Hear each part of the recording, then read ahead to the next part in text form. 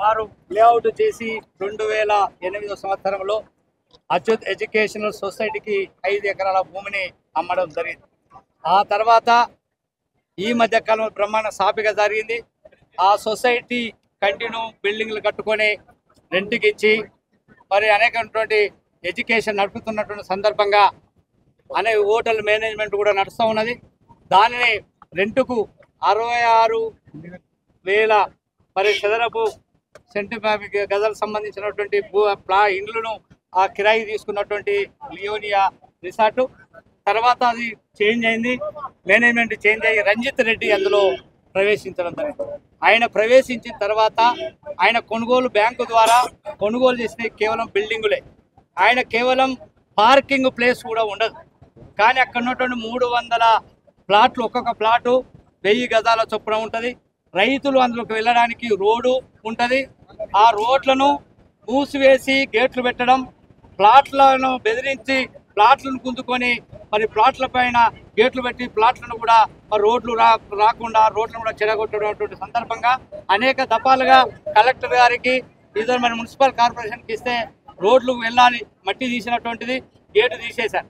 మళ్ళీ గేట్లు పెట్టి అక్కడ ఉన్నటువంటి ఎక్స్ సర్వీస్ మెన్ తుపాకులతోటి మరి ఇక్కడ ఉన్నటువంటి అచ్యుత్ ఎడ్యుకేషన్ సొసైటీ వారు జనరల్ సెక్రటరీ అయినటువంటి కపిల్ కుమార్ శర్మను బెదిరించడం, అదేవిధంగా అతని మీద కేసు పెట్టడం, భూ ఆక్రమణలు చేస్తున్నటువంటి ప్లాట్లు ఆక్రమించినటువంటి సందర్భంగా అనేక కేసులు కూడా వాళ్ళ మీద బనాయించడం జరిగింది. కేసులు ఎఫ్ఐఆర్లు అయినాయి.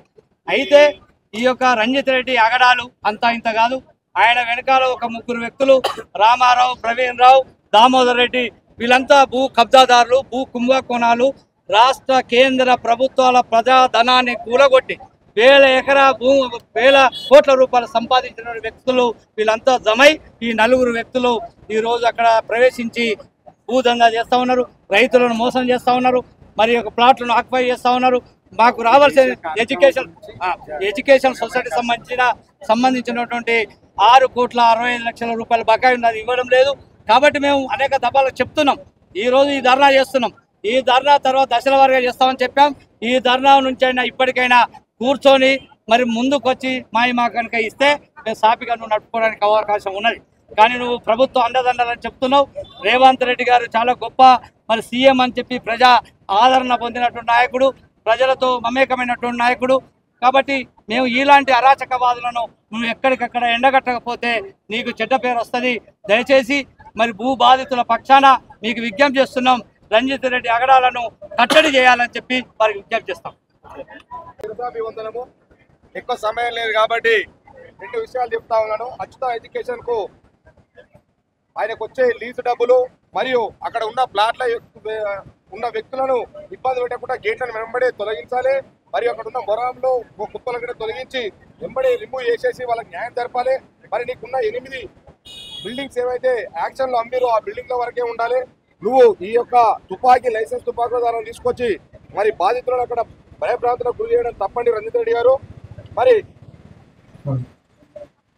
జలవిహార్ రామరాజు గారు బిడ్డ మీరంతా కలిసి మీరు ఇక్కడికి వచ్చి ఈ రౌడీ ప్రోత్సాహాలను తగ్గించుకోవాలి.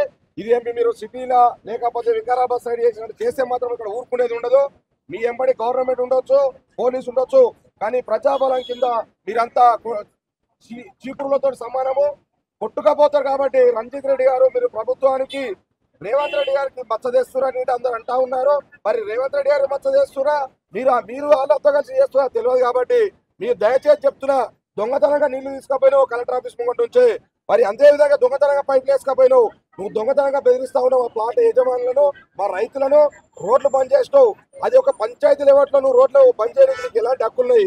మరి వెంటనే కలెక్టర్ గారు మెజిస్ట్రేట్ గారు కాబట్టి పక్కనే ఉండరు, మీరు వెంటనే మరి పంచాయతీ అధికారులను కానీ మున్సిపల్ అధికారులను పంపించి ఎంక్వైరీ చేయించి ఆ గేట్లని రిమూవ్ చేయాలని చెప్పేసి నేను డిమాండ్ చేస్తా ఉన్నాను. నేను రైతు సంఘాల తరపు నుంచి నేను డిమాండ్ చేస్తా ఉన్నాను. మీకు దయచేసి కలెక్టర్ గారు మీకు చెప్తా ఉన్నాను, మీరు సిపికి చెప్తారా ఎవరైతే బందోబస్తు తీసుకొచ్చి అక్కడ మరి గేట్లను రిమూవ్ చేయండి. మా యొక్క రైతులను లోపలికి పోనివ్వండి. మాకు అందులో గవర్నమెంట్ పొలాలు ఉన్నాయి, మా సొంత పొలాలు, మా రైతుల పొలాలు ఉన్నాయి, ప్లాట్లు ఉన్నాయి. కావున రోడ్లని దాబికి వదిలేయమని కోరుతా ఉన్నాను. మీ అందరికీ చెప్తాను. మీడియా సహకరించేందుకు చాలా ధన్యవాదాలు. వెంటనే ఇప్పుడు రాజధాని టికెట్ పోతున్నాము, ఆయన సహకారం కోరడానికి మీరు దయచేసి సహకరించాలని కోరుతున్నాను.